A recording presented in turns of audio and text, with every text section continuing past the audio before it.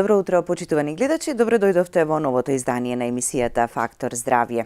А во него утрово зборуваме за тоа зошто е многу важен здравиот и добар сон за нашето духовно и телесно здравје.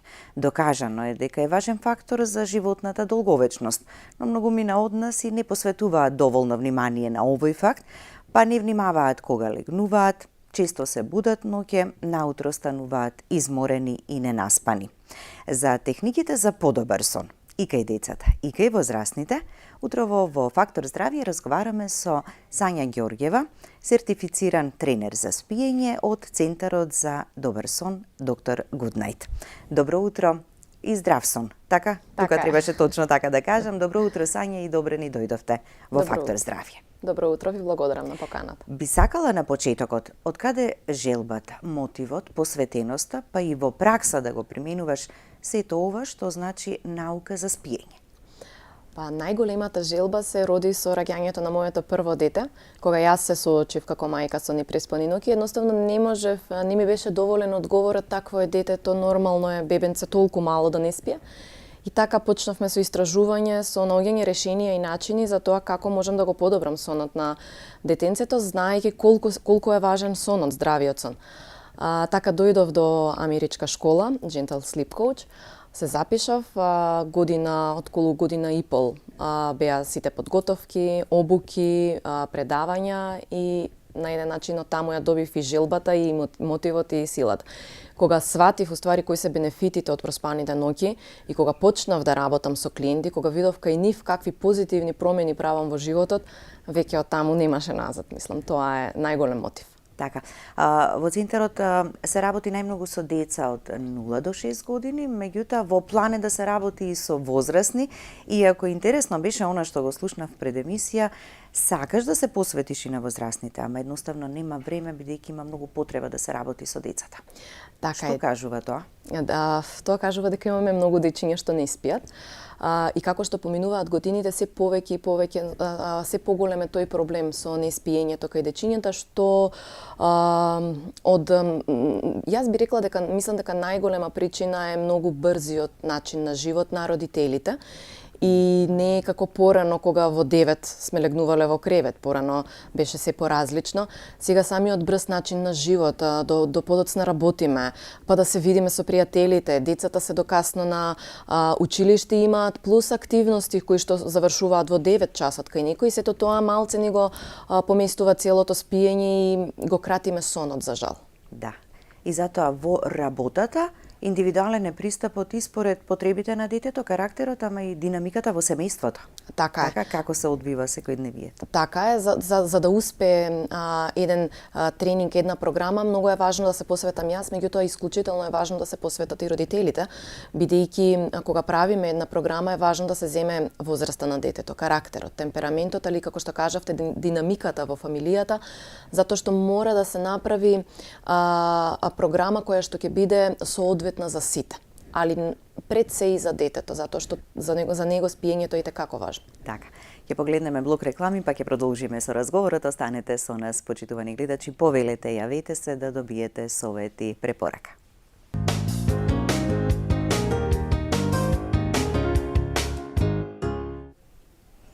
За важноста на сонот и спиењето и кои техники може да ни помогнат за да го оствариме сето тоа, утрово во Фактор здравје разговараме со Сања Ѓорѓева, сертифициран тренер за спиење од Центарот за здрав сон Доктор Гуднајт.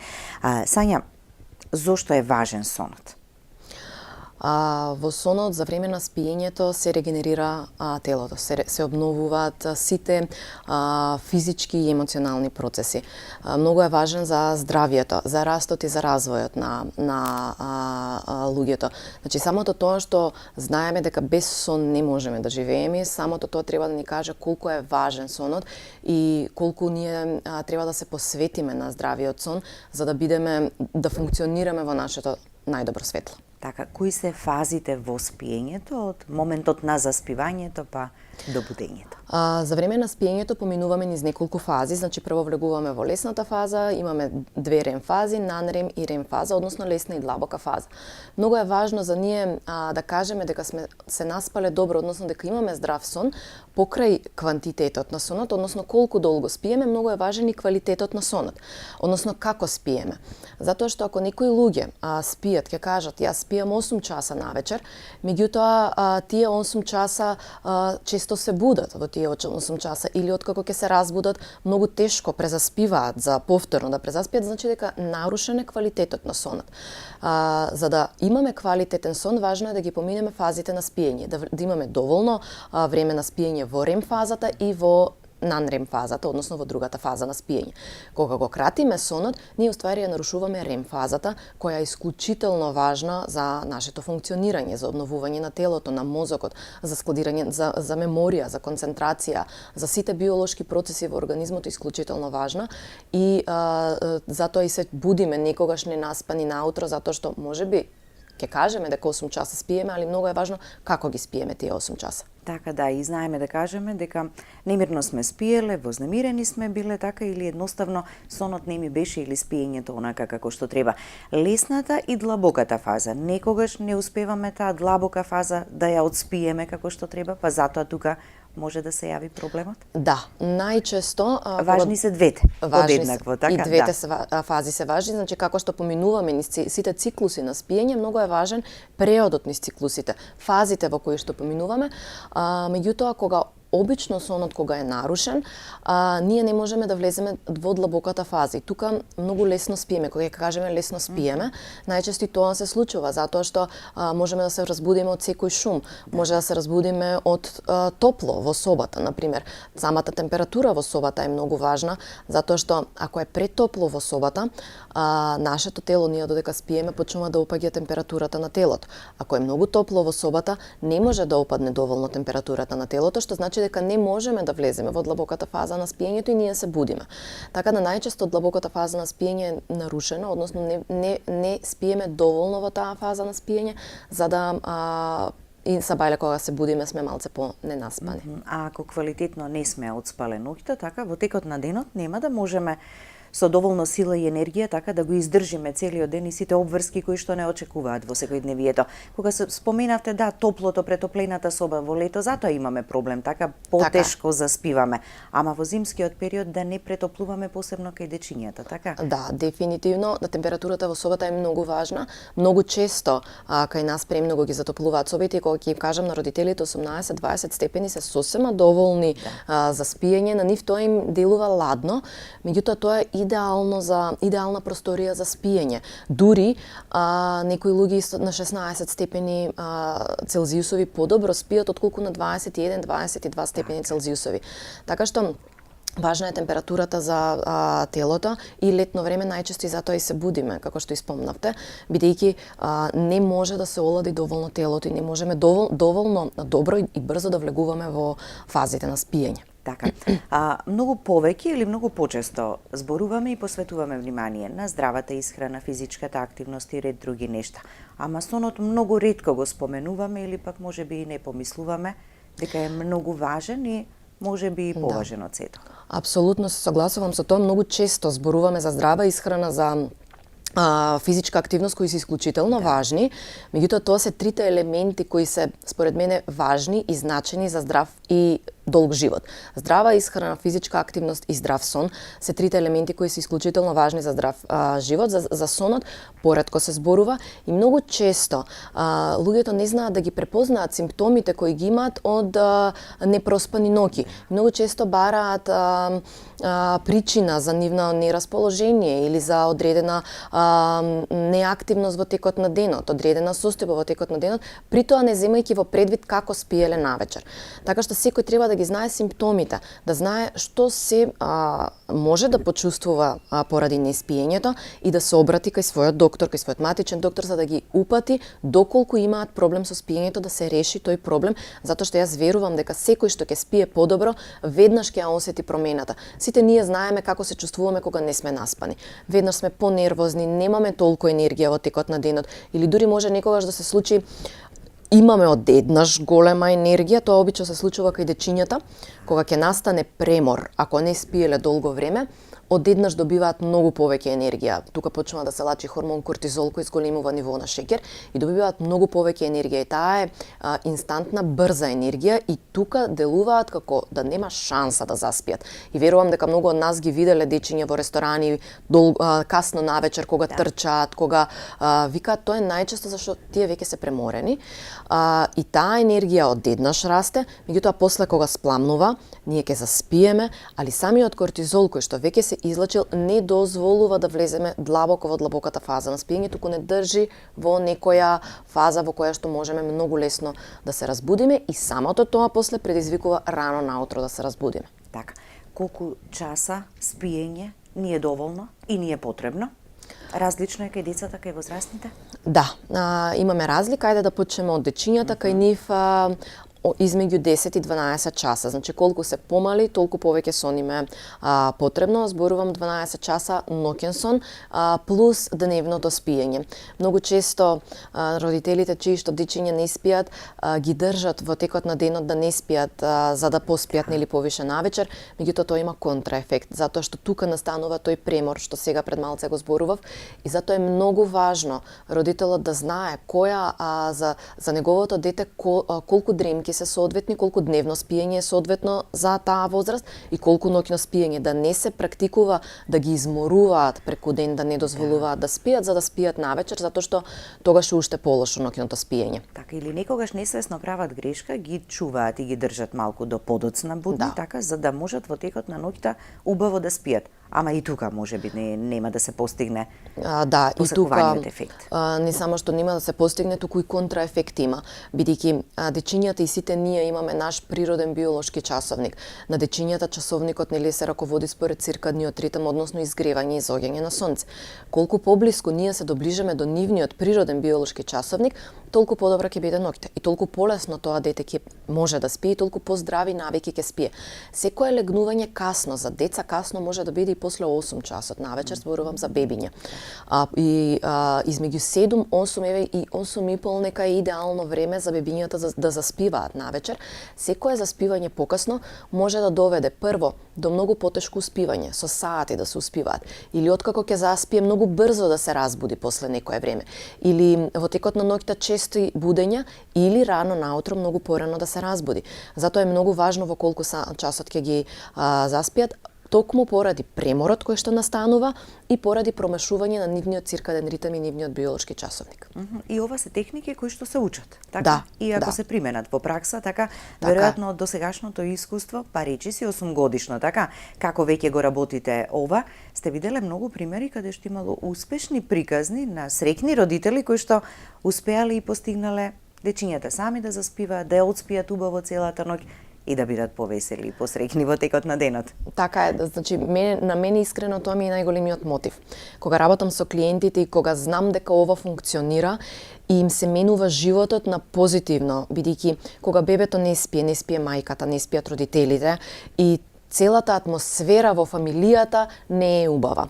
Мајката, зашто во 90% од случаите мајката е таа која што најчесто најмногу се грижи за бебето и е најдолг период со бебето, она не е доволно наспана, значи уморна е, па и постои опасност од зголемување на постпородилна депресија, анксиозност, се зголемуваат кавгите во фамилијата, нема доволно енергија да се посвети во текот на денот на детето, така што спиењето не е само колку да кажеме нели треба да легнеме и да заспиеме, исклучително е важно за здравието на сите во фамилијата, така што најголем мотив ми е тоа што гледам дека функционира во овие 8 години, се имам соочено со навистина разни предизвици и навистина секакви случаи, меѓутоа искуството ми има научено дека не постои момент такво ти е детето. Едноставно детето, такво е детето. Не може да е такво детето. Или има несоодветен ред и распоред. Или може би треба да се работи на начинот на успивање, или ако е медицински проблем се посочуваат кај своите доктори, меѓутоа може да се најде решение. Која и да е причината, треба само да се види која е причината и да се најде соодветниот начин за да се реши тој проблем, а не е дека детето е такво и на него не му треба спиење. И се откажувате од тоа и оставате и во Да. тој ритам се продолжува да се живее понатаму. А како да се успие детето само и да ја помине целата ноќ во спиење? Се постигнува или тоа? Да, дефинитивно се постигнува. Колку е помало детето, значи кај секоја возраст е различна. Колку е помало детето, најлесно се постигнува измеѓу 6 и 9 месец или измеѓу 6 и 12 месец, ајде би рекла. Па како што расте поголемо, се поголеми предизвикот за родителите. Не е дека нема да успе, меѓутоа предизвикот е поголем. Со помош на тренинг, на различни тренинг методи се постигнува тоа. И сега во светот воопшто тренинг методите би рекла дека ги делиме на 4 различни. Едната е која што верувам дека многу од нас ја имаат слушното крайт аут метода, која што е прилично груба метода, каде што го оставаш детето во соба, затвараш врата, тоа плаче се додека не заспие. Има родители кои ја практикуваат, меѓутоа е малце, значи која е метода да ја изберат, родителите е важно да ја доследат до крај, за да има успех. И има други методи кои што се понежни, во кои што родителите реагираат на детето. Меѓутоа целта на секоја метода, која е метода да се избере, целта е детенцето да заспие во неговото кревече. Зашто? Тоа е според мене тајната на проспаните ноќи. Да имаат соодветен дневен ред и распоред, да знаат точно колку дремки треба да има, колкави прозори на будност треба да има, да ги следат тој дневен ред и распоред, да имаат соодветно ноќно време на успивање и начинот на успивање да биде детенцето да знае само да се успие. Затоа што ако бебето заспива во рацете, пример кај мама го спушта така заспано во неговото кревече, при самото спиење правиме преод од една во друга рем фаза. И ние возрастните го имаме тој преод, само што не се сеќаваме наутро. При тој преод од една во друга рем фаза доаѓа до едно краткотрајно будење. Ако бебето заспало во рацете на мама, во тоа краткотрајно будење се буди повторно и повторно бара помош за презаспивање. Значи не е дека бебето сака да се буди. Едноставно се буди затоа што не знае како да презаспи и повторно ја бара сигурноста и помошта од мама. Затоа е многу важно да пробаат да ги научат своите дечиња на здрав начин на успивање, на еден начин како што ние заспиваме, ние легнуваме и заспиваме. Нема да не ги нишкаат, да не ги возат во кола за заспивање, да нема заспивање со доење, да се знае дека доењето е начин на исхрана, успивањето е начин на успивање и треба секој да знае сам да си се успие. Да. Запалено светло во собата? Не практикуваме, затоа што самата се светлина... случува честопати, така? Многу. Сакајки, нели, малку поинаква да има атмосферата, да не се плашат или од ред други причини, така? Многу често, кога има страв кај родителите, па они мислат дека страв има и кај децата. Меѓутоа, децата до отприлика некоја втора година не знаат што е страв. Значи, кај нив стравот почнува да се јавува кога ќе сватат, нели, кога ќе почнат да гледаат чудовишта, па ќе знаат, ќе слушаат приказни. На бебиња мали немаат они се уште развиено страв. Кај нив може да се случи во сред ноќ ако се разбудат да закенка чисто да осети дека мама е тука, меѓутоа нема потреба да има светло. Од друга страна светлината знае негативно да влијае на спиењето. Кај од една страна нели плавата светлина што директно влијае и го нарушува мелатонинот, хормонот за спиење и влијае негативно. Од друга страна малце поактивни и похиперактивни дечиња ако се разбудат и видат светлина, веднаш на нив им е тоа причина за станување, за играње. Така што е најдобро да спијат буквално во целосна темница. Ако ептен мора да станат навечер, да го пресоблечат бебето, пример пелена да променат или поради X други причини, многу е важно да се упали некоја ламба, која што е од црвениот спектар на светлината, минимална светлина и целиот тој процес да го направат брз и без некаква интеракција со детето, да нема овде смешкање, голицкање, зборување, никако. Брзо се пресоблекуваме и се враќаме на спиење. Тоа е многу важен момент кој што секој родител треба да му го покаже на детето, за да не се соочат во ситуација замена на ден со ноќ или ситуација да се разбуди детето во сред ноќ и да сака да се игра. Сте го легнале во креветчето, па за многу брзо време тоа повторно ќе се разбуди, така? Така. Оние Може- преоди и фази кои што Да, да, ги има доживеа. има многу деца со кои што работиме ќе заспијат 8, 9, 10 и ќе се разбудат во 2 и ќе седат до 4 по полноќ, на пример, и си играат. И многу често мене родителите ќе ми кажат, ама тоа сака да си игра. Да, може би детето сака да си игра, но вие сте родителот кој што не смее да дозволи да си игра во 2 по полноќ. Вие сте родителот кој што треба да го поставите редот, редоследот и правилото.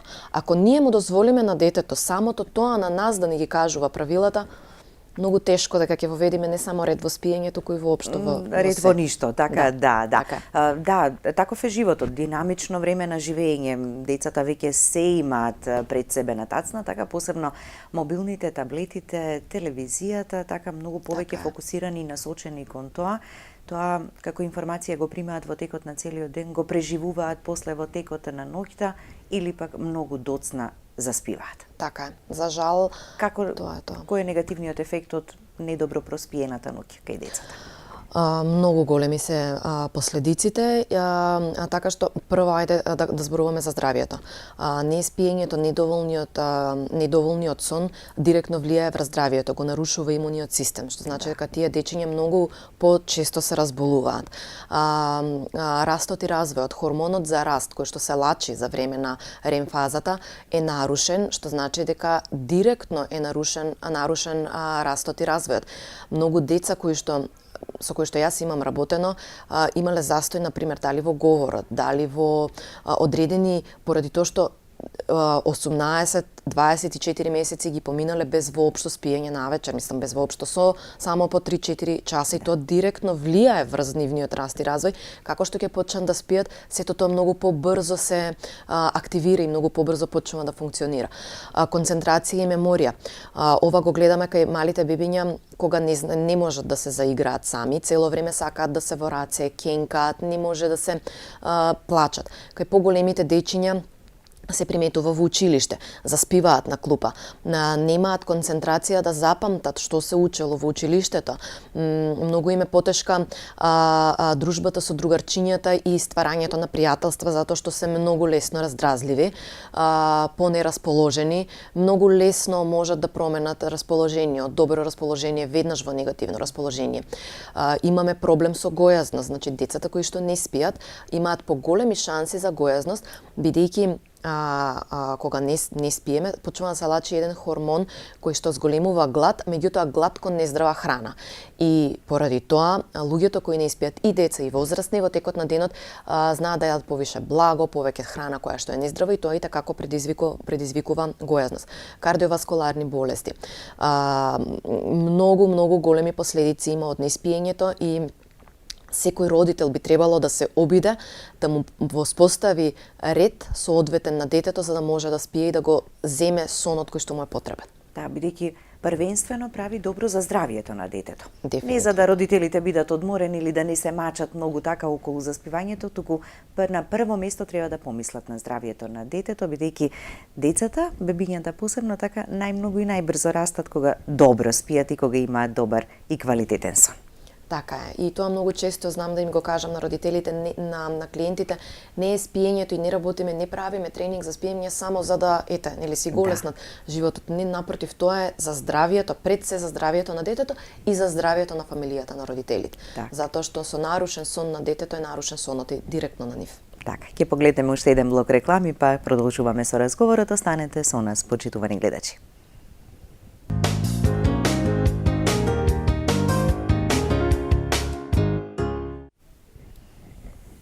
Продолжуваме со разговорот во студиото. Сања би сакала да споменеме барем и неколку примери од она што нели го работите, а интересно е пред извесен период така бевте и конкретно во 2 училишта да поработите и да поразговарате со дечињата од основно, за да видите дали навреме легнуваат, дали добро спијат, како се однесуваат во текот на денот. До каков заклучок дојдовте во разговорот со нив? Да, бев во 2 училишта и државме како работилница работилници обуки, на трето оделенчиња, што значи тоа се дечиња од 8 години. Да. Искрена да бидам, не бев многу среќна од заклучокот, затоа што имаше па да кажам повеќето од 70% од дечињата кажуваат дека заспиваат многу касно. Многу касно според мене е дури покасно и од 10 часот, затоа што сепак тоа се деца што наутро треба да се разбудат во 6:30 или најкасно 7, затоа што училиштето им почнува во 7:30 или 8, зависи од школа до школа. Меѓутоа заспиваат многу касно. Сега кога они заспиваат многу касно, си го кратат сонот. И кога ги прашав, кренете рака кој од вас едва и станува наутро, сите креваа рака. Значи едва и стануваат наутро. Самото тоа кажува дека легнуваат многу касно и има има деца кои што заспиваат со телефоните, имаат повеќето телефони, па си имаат своји вибер групи, пи си куцкаат на вибер групите и ќе легнат во кревет можеби во 9, во 10, меѓутоа ќе заспиат 12 и 1. Имаме дечиња кои што кажуваат дека секоја вечер играат PlayStation до 3, до 4, се будат са бајле до 7. Така што реален е проблемот со користењето на телефоните, на PlayStation и на телевизија кај деца. Јас лично сметам дека тоа се многу мали деца за да користат толку често телефони и PlayStation, затоа што не само за спиењето што ќе го наруши, туку честото користење на телефонот нарушува и многу други работи, кај активности, расположение и така натаму кај децата. Така што заклучокот беше дека многу од нив касно легнуваат, што поради нивните телефони и телевизија или PlayStation, некои имаат касни активности, например во 9 часот ќе им заврши одредена активност, дур да дојдат дома, дур да се средат, нормално не можат да заспијат порано. И што се преморени, така, некогаш од многу замор, така, не може лесно да се заспи. Апсолутно, и не можат да заспијат порано, така што јас искрено се надевам, затоа што така не беше и направена работилницата да биде интересна за нивна возраст, да ја сватат, да го сватат спиењето. Ги правевме сите суперхерои дека ќе бидат ако заспијат и ја спијат добро. И ако се помали деца прифатија дел од она што им предложивте? Да, имаше, значи неколку мајки ме контактираат да ми се заблагодарат дека од после работилницата нивното дете ќе заспива со читање на книга наместо телефонот, бидејќи ние се договоривме со дечињата 1 сат пред спиење да ги тргнат телефоните и таблетите и например да заспиваат, да си легнат, да земат книга во кревет, неколку страници книга да прочитат, да остават и да си легнат, во 9 веќе да биде изгасено светлото и да поробаат да заспиат. Така да се јавија веќе неколку родители кои што да се заблагодарат дека им функционирала позитивно и јас искрено се надевам дека ќе продолжи таа пракса, меѓутоа тука зависи и до родителите да продолжат да го поттикнуваат тоа кај децата, да ги поттикнуваат здравите навики кај децата, зашто сепак ние сме родителите, ние сме тие што им ги поставуваме на нив навиките. Така и родителите се тие кои што треба и да ги контролираат децата, така, посебно кога станува збор за помалите. Мислите, влегло во соба, легнало да спие, ако не проверите, не знаете детето дали спие или пак игра и се комуницира со некој од другарчињата. Хигиена на сонот исто ни е потребна, како што велиме, хигиено-диететски режим во животот што треба да го спроведуваме така за добро здравје. Да.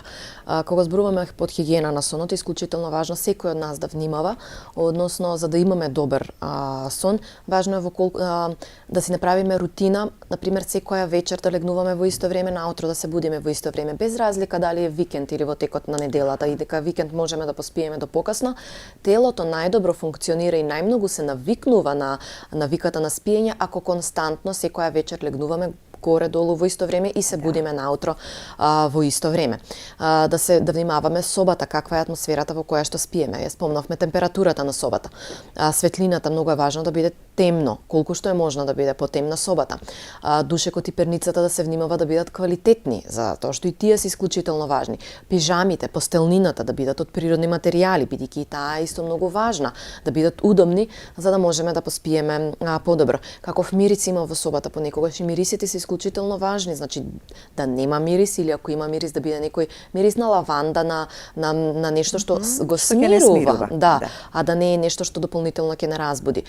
Бучавата исто е важно да не е премногу бучно, значи да се обидеме да имаме атмосфера на спиење која што не е бучна атмосфера на спиење.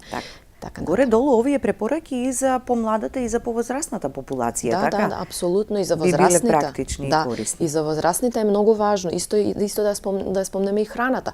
Многу е важно кога јадеме пред спиење. Кај нас имаме навика на Балканот да јадеме прилично касно. Во Европа, во Америка не е они веќе околу 6 часот привршуваат со секое јадење и до ноќта не се јаде.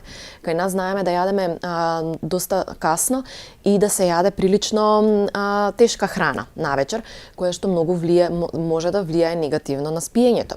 Да пиеме алкохол. Алкохолот, например, после алкохол ние веднаш влегуваме во длабока фаза на спиење, меѓутоа многу кратко седиме во неа и веднаш се будиме, што значи дека на еден начин погрешно не успива, а после тоа е нарушен сонот. Кафето многу често пиеме кафе доцна навечер, меѓутоа интересно е да се напомене дека на кофеинот му треба многу време за да се разгради и, например, дури и ако последното кафе би требало да го испиеме околу 2-3 во текот на денот најкасно, затоа што половина од количината од кофеинот останува се уште во организмот дури и после некои 8 часа. Така што А замислете кафе во 20-21 часот навечер? многу погрешно. Многу погрешно. Многу погрешно така, да. И дефинитивно или ако заспиеме, најверојатно ќе спиеме многу по немирно, ќе се разбудиме порано и ќе го нарушиме спиењето. Нема да го имаме квалитетот на сонот. Имаме Така. гледач на линија, ве слушаме, добро утро. Добро утро. Повелете. Вака сонот го имам изгубено многу одамна и не можам со разни таблети пробувам, не можам да заспијам. Некогаш ќе отспијам кратко и станува. Не сум пиел и кафе порано и се, сум спиел нормално, а сега не можам да спијам, зашто имав тешки повреди и така да, што ќе ми дадете, например, ми зуи главата многу, кога легнувам и така натаму. Така, ви благодариме за јавувањето. Чест проблем кај повозрасната популација, така со обременети со проблеми, со тешки ситуации, нели не е лесно и едноставно, па кога ќе треба да се легне да се спие, сите тие мисли повторно ви вртат низ главата, така и Така е. ви го отежнува заспивањето. Така е, дефинитивно и кај децата е малце да кажам, многу е поразлично кога работиме со возрастни, затоа што, како што и сама напоменавте, самите мисли што не оптеретуваат, е некогаш тешко да ги исклучиме мислите, да знаеме да ги тргнеме мислите. Кај возрастните, еве, например, и кај господинот, многу е важно да се обиде да воспостави здрава хигиена на спиење и здрава и константна рутина на спиење. Значи, цело време и да ја практикува таа рутина на спиење. Например, да внимава што јаде, како што спомнавме. До 2 часа пред спиењето веќе да не грицка, да не се пие алкохол, да не се јаде, да не се внесува храна. Вечерата што ќе ја јаде да биде малце по лесна храна или, например, ако протеини, меѓутоа да биде протеин од риба, да кажеме, која што дури позитивно може да влијае на спиењето. Да има да направи одредена рутина која што ќе биде прилагодена за него и која што ќе ја држи константно секоја вечер на подолг временски период. Тоа е едно. Друго, зависи што лекови пие господинот за болка, бидејќи некогаш и лековите можат да влијаат негативно на спиењето, меѓутоа секогаш штом има проблем со спиењето и не може да заспие, многу е важно да се консултира со својот матичен лекар за да го насочи каде може да се обрати да му помогнат со одредена терапија, со одредени лекови за спиењето. Да не земаме лекови на наша рака, зашто многу често се случува возрастните кои не спијат добро, ќе земаат лекови на своја рака, меѓутоа секогаш е подобро да се консултираат со стручно лице за да им помогне да го вратат колку толку сонот во нормала. Така. А не смее да се дозволи долготрајно проблемот да обстојува, така со неможноста за спивање и спиење. Да, многу е интересно што луѓето што имаат проблем со спиење, посебно повозрастните, некако се навикнуваат на тоа. Меѓутоа се навикнуваат не значи дека супер функционираат, туку се навикнуваат да не функционираат добро. И често не одат и не го третираат проблемот затоа што сметаат дека тоа е така и дека со тоа е годините нормално. помалку треба да спиеме или може и да имаме проблем со заспивањето. Меѓутоа истражувањата покажуваат дека со годините не се намалува потребата за спиење, се намалува квалитетот на сонот поради одредени дали здравствени проблеми, како што спомнавме, медицински проблеми, лекови кои што ги пијат па го нарушуваат сонот. Знае да се наруши сонот со годините, меѓутоа тоа не значи дека тоа е нормално и дека така треба и дека секој треба да се помири со тоа. Напротив, секој возрастен кој што има нарушен сон, треба да побара решение за да му се врати сонот. Така што не нели дека возрастни сме. Невозможно и не смееме да се откажеме или да го тргнеме настрана тоа. Добро утро и за следниот гледач. Повелете, ве слушаме. Ало, добар ден. Добар ден. Поздрав до водителката и до докторката. Ви благодариме. На сумот, че 36 години ја немам проблем со спиење, него премногу спијам. Што може да ми каже докторката? Така и тоа е. Така, да, ви благодариме. Тоа е исто нарушување на спиењето. Значи, ние зборуваме цело време за недостаток на сон, меѓутоа имаме луѓе кои што многу спијат, исто и тоа е причина да се превземе нешто, односно може да биде причините може да бидат разни, али дефинитивно кај својот доктор треба да се упати буквално со тоа премногу спијам. Колку време спијам, посебно луѓе кои што спијат и навечер многу и во текот на денот им се спие, тоа знае да биде и повторно нема да функционираат во текот на денот, ако постојано чувствуваат недостиг на сон. И има последици на работа, имаме луѓе кои што заспиваат на секое место, дури не можат да се приметат кога заспијат, ќе заспијат позади волан. Има истражување што имаат колку е зголемен процентот на сообраќајни незгоди од луѓе кои што многу спијат и не можат не го контролираат начинот каде ќе заспијат. Така што и овој господин исто би требало да се посоветува, затоа што и тоа е вид на нарушување на спиењето. Така да, доколку почувствуваме ваква некоја промена, така секогаш е добра консултација или пак да преземеме нешто. Некогаш може би и сами ќе знаеме, така со некоја техника да си помогнеме рутина, ама има за среќа и луѓе кои што можат да не посоветуваат и да не го дадат вистинскиот совет како да го направиме. Сега зависи и кај господинот, например, многу спие, меѓутоа тоа зависи дали ги отспива доволно 8 часа навечер или можеби има навика да легнува покасно навечер, па после во текот на денот му се спие затоа што телото се обидува да го надокнади изгубениот сон. Ако е таков случај, можеби и господинот би требало да се обиде малце да го смени редоследот на спиење, да заспива 10-11 навечер, зависи какви се обврските и работни и така натаму какви се ангажманите, меѓутоа да направи некој ред на спиење, секој ден да заспива во исто време, секој утро да се буди во исто време и да примети дали и покрај тоа што отспива 8 часа навечер, се уште е многу поспани во текот на денот и му се спие. Ако одговорот е да, дефинитивно ќе треба да се превземе нешто. Така. Сања, на крајот сме на денешното издание на Фактор Здравје. Ви благодарам за гостувањето.